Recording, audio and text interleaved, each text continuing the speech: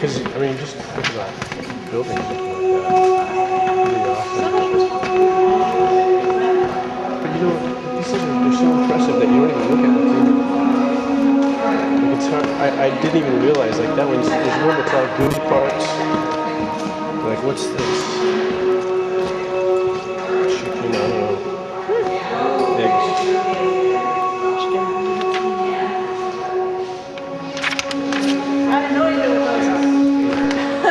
Well, you know what's cool is that there's sort of like architectural or almost like wallpaper that came to life, but they're also like jellyfish. There's little pieces there like animals. So it's like the whole world turned into like animals. Everyone was sort of like, a lot of people were like, was very sort of nostalgic about the smell of gas. What do you think? Laugh.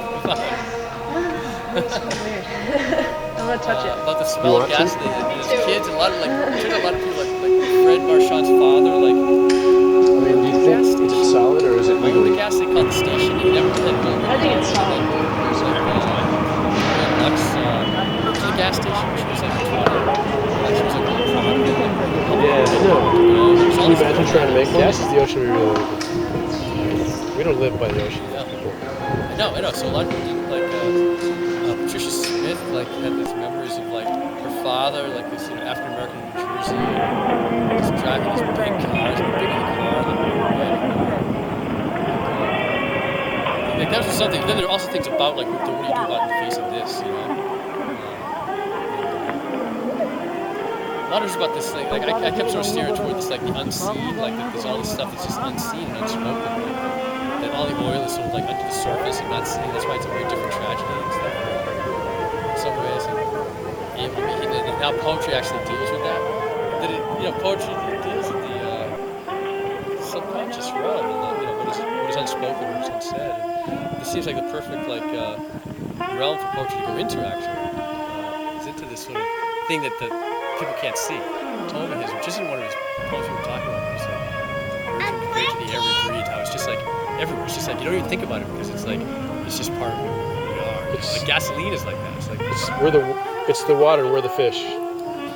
yeah, I guess, yeah. The fish probably think about the water more than you think about gasoline. There's huge species of them. Like in Lake Victoria, there were like 600 species of them. And now they all got eaten by this one fish. So it's like the largest extinction they think in like contemporary times. This one fish ate every other fish.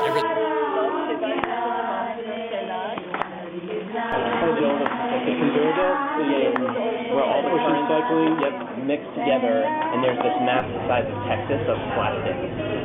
Oh, there's a big one. Yeah, I've heard in the that. Pacific.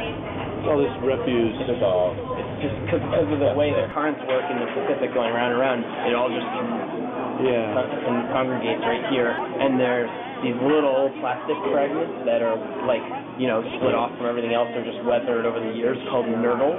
Yeah. And there's like the little pieces, and then there's pieces like as little as like, a millimeter to a minute, of plastic that is just floating in the ocean. And it's like 100 whole layer. 100, it's like a mile deep.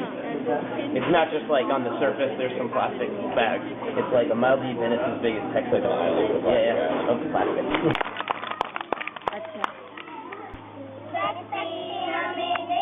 God give us the strength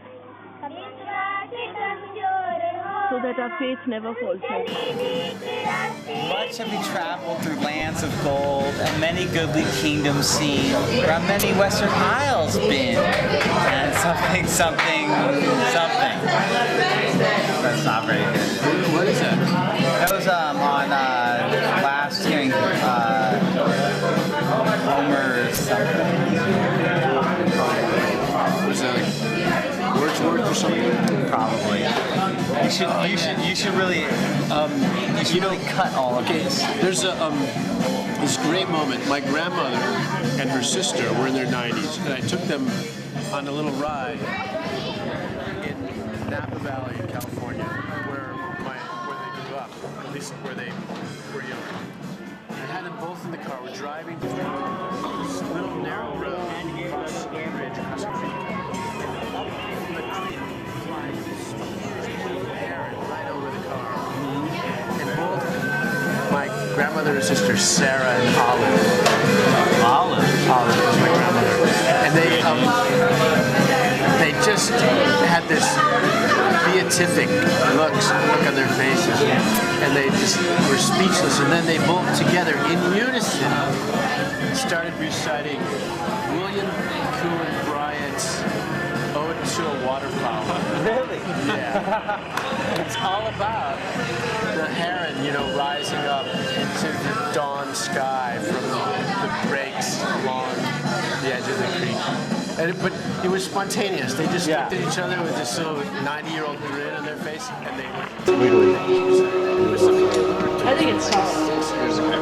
Well, it could be a life dream. I've been practicing for 3 years for this. Been training. Yeah, I know.